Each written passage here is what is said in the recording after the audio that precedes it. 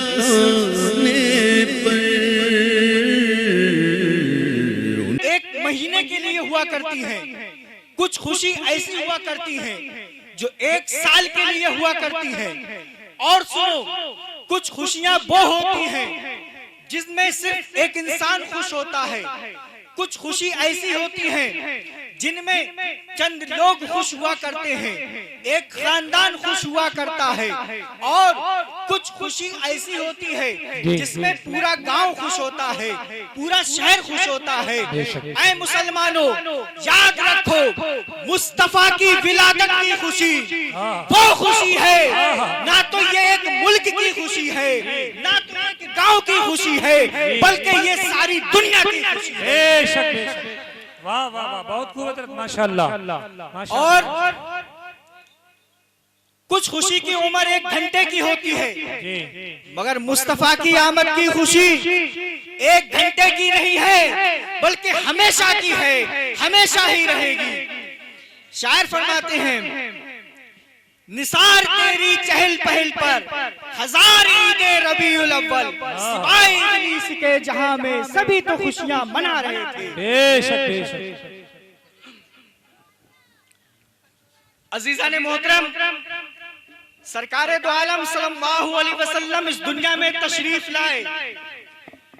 आपके आने से पहले इस दुनिया का अजीब हाल था, जुल्म और सितम का दौर दौरा था, जिनाकारी आम हो चुकी थी, शराब नोशी का बाजार गर्म था। ये औरत जिसको इज्जत मिल गई है, ये भी मोहम्मद अरबी के कदमों का सदका है।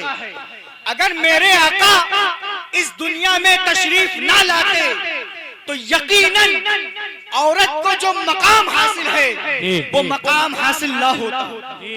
नबी की विलादत से पहले अगर किसी औरत का शौहर मर जाता तो उस औरत को मनहूस समझा जाता, उस औरत को एक कमरे में बंद कर दिया जाता और 6-6 महीने तक उसको पानी नहीं दिया जाता था जिससे वो अपनी नजासत दूर कर सके। इस तरीके से या तो वो औरत मर ही जाती, अगर वो औरत बचती तो वो गलाजत का मुजस्समा बन जाती। गर्ज के ऐसी औरत को अब उसकी गोद में मिगनियों को भर दिया जाता और सारे शहर में उसको घुमाया जाता। बोल और लोगों पर मिगनियां फेंकती थी, जिससे मालूम हो जाता था कि इस औरत की इद्दत पूरी हो चुकी है।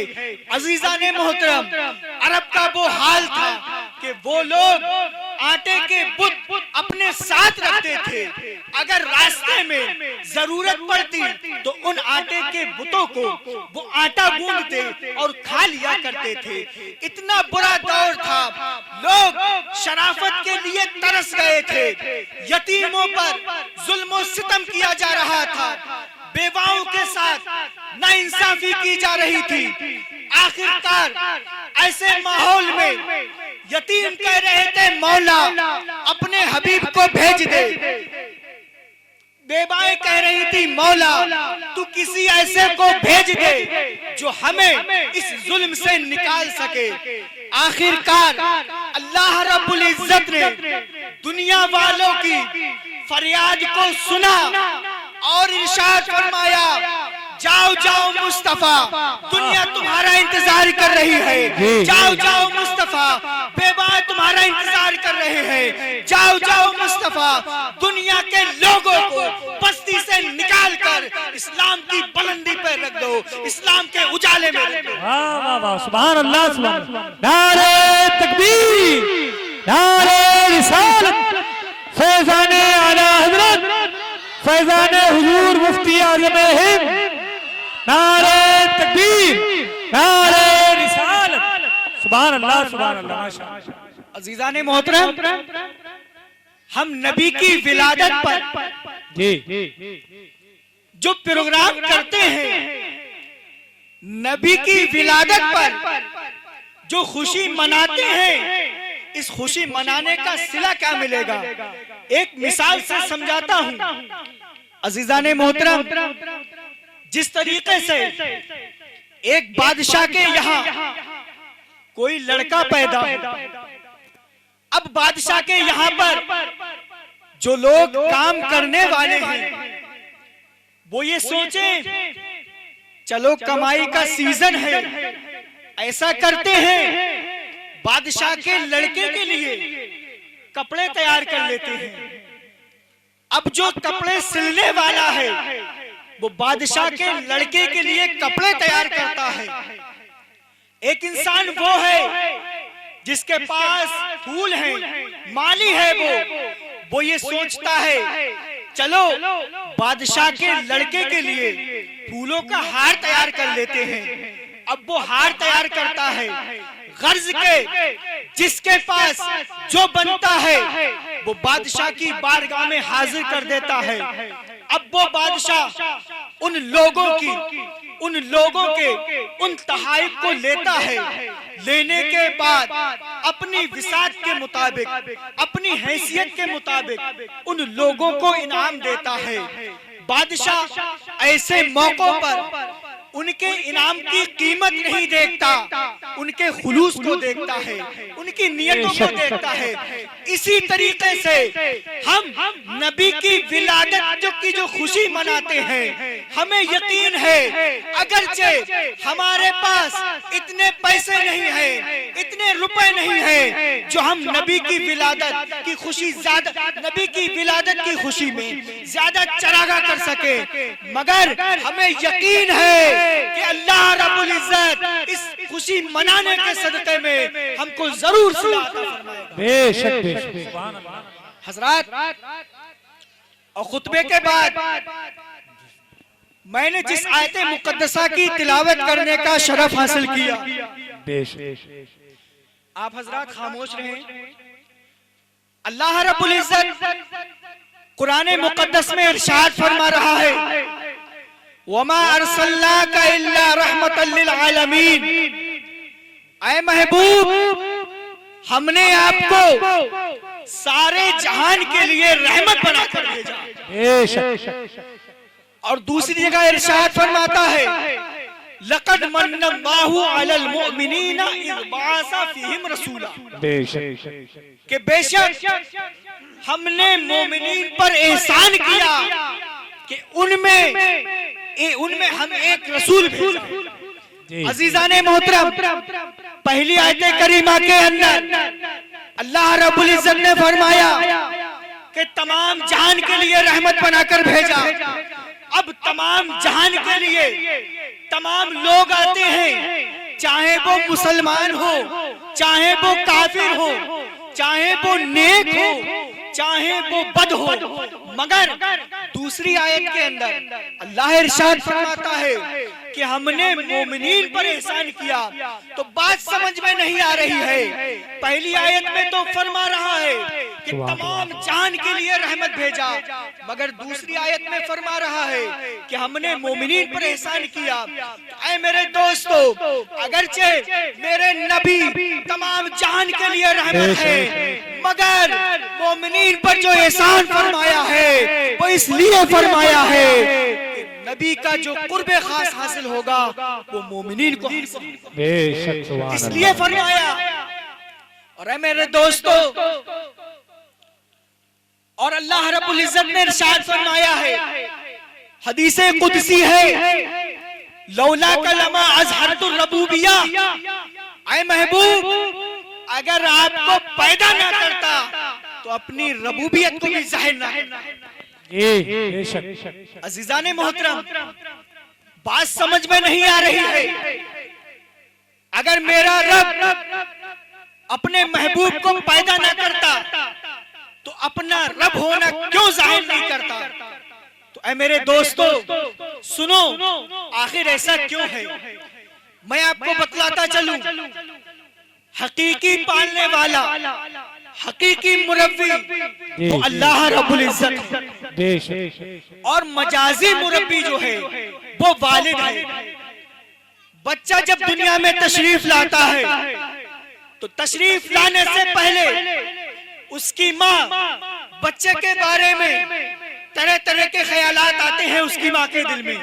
जी जब बच्चा पैदा हो जाता है, दुनिया में तशरीफ ले आता है, तो माँ उस बच्चे की परवरिश करती है, जी उस बच्चे की खातिर परेशानियां उठाती है। अगर बच्चा सर्दी की रातों में पेशाब कर देता है तो माँ गीली जमीन पर लेटती है, मगर बच्चे को खुश जमीन में निकालती है। जी क्यों करती है माँ ऐसा? क्योंकि माँ के दिल में बच्चे के लिए रहमत है। अगर माँ बच्चे की देखभाल ना करेगी, माँ के दिल में बच्चे के लिए रहमत ना होगी, तो बच्चा मर जाएगा, जिंदा नहीं रहेगा। यही मिसाल इसी तरीके से है। ऐ मेरे दोस्तों, अगरचे तमाम जहान का पैदा करने वाला अल्लाह रब्बुल इज्जत है, मगर हकीकत में पालने वाले मेरे हुजूर हैं। अगर हुजूर रहमत बनकर तशरीफ ना लाते तो ऐ मेरे दोस्तों, तो कोई भी चीज वजूद में नहीं आती। अगर मेरे हुजूर इस दुनिया में तशरीफ ना लाते तो कोई ईद ना होती और कोई शबे बरात ना होती। अज़ीज़ाने मोहतरम, आका करीम सल्लल्लाहु अलैहि वसल्लम तमाम इंसानों के लिए रहमत है। तफसीर साबी के अंदर इस आयत के तहत फरमाया है कि आका तमाम लोगों के लिए रहमत है, कि मुसलमानों के लिए दुनिया में भी रहमत है और आखिरत में भी रहमत है, मगर काफिरों के लिए सिर्फ दुनिया में तो रहमत है लेकिन आखिरत में रहमत नहीं है। जी जी एक वाक़या समाप्त करें और उसके बाद इंशाअल्लाह मैं आपसे रुखसत हो जाऊंगा। आका करीम सल्लल्लाहु अलैहि वसल्लम मेराज की रात जब तशरीफ लाए, आप सुबह को घर से बाहर निकलते हैं तो आप क्या देखते हैं कि घर के बाहर एक बांदी है जिसकी पीठ पर आटे का थैला लदा हुआ है। वो बांदी बीमार हालत में है, परेशान हाल है। आका करीम अलैहिस्सलातु वस्सलाम को देखती है, अर्ज करती है, या रसूल अल्लाह, मैं फुला नसरानी की बांदी हूँ, मैं बीमार हूँ। फुला नसरानी ने सुबह से मुझको भेज दिया है और मैं आटा पीस कर लाई हूँ। या रसूल अल्लाह, मुझे ताखीर हो गई है, मुझे आने में ताखीर हो गई है। या रसूल अल्लाह, आप मेरे साथ चलें और मेरी सिफारिश कर दें। अल्लाह के रसूल सल्लल्लाहु अलैहि वसल्लम अब उस बांदी के साथ चलते हैं, आटे के थैले को अपने हाथ में ले लेते हैं, आगे आगे आप चलने लगते हैं, पीछे पीछे बांदी चलने लगती है। जब रास्ते में पहुंचे, बांदी अर्ज करती है, या रसूल अल्लाह, मुझ में इतनी ताकत नहीं है जो मैं आपके साथ चल सकूं।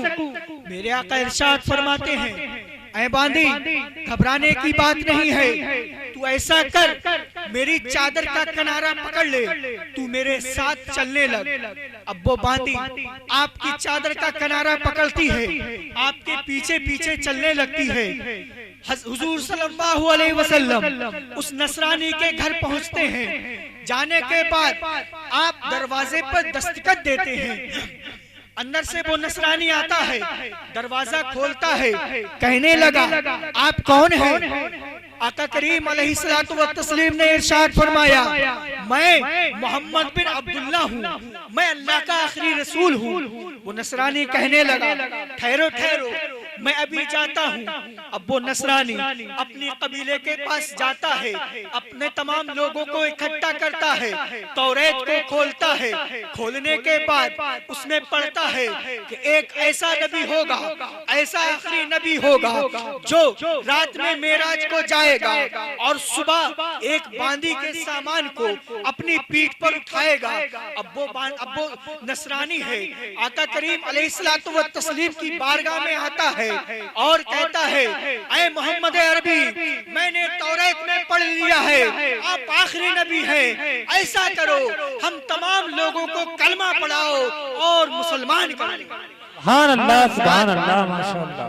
यह है नबी करीम अलैहिस्सलातु व तस्लीम की शफ़क़त।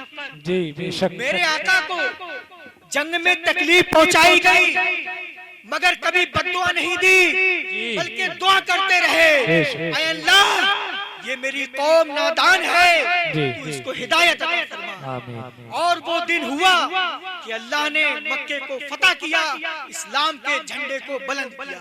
बेशक। हम यहाँ पर आका करीम अलैहिस्सलातु व तस्लीम का जिक्र सुनने और सुनाने के लिए जमा हुए हैं। अल्लाह रब्बुल इज्जत की बारगाह में दुआ है कि हमारे यहाँ पर आने को कबूल फरमाए। आमीन। हज़रात, मेरे कहने में सुनने में गलतियां हुई हो, अल्लाह रब्बुल इज्जत अपने हबीब के सदक़े में माफ फरमाए। एक मर्तबा कलमा तय्यब पढ़ लीजिए, पढ़िए आवाज़ बुलंद, ला इलाहा इल्लल्लाह व मा अलैना इल्लल बलाग। अस्सलाम वालेकुम।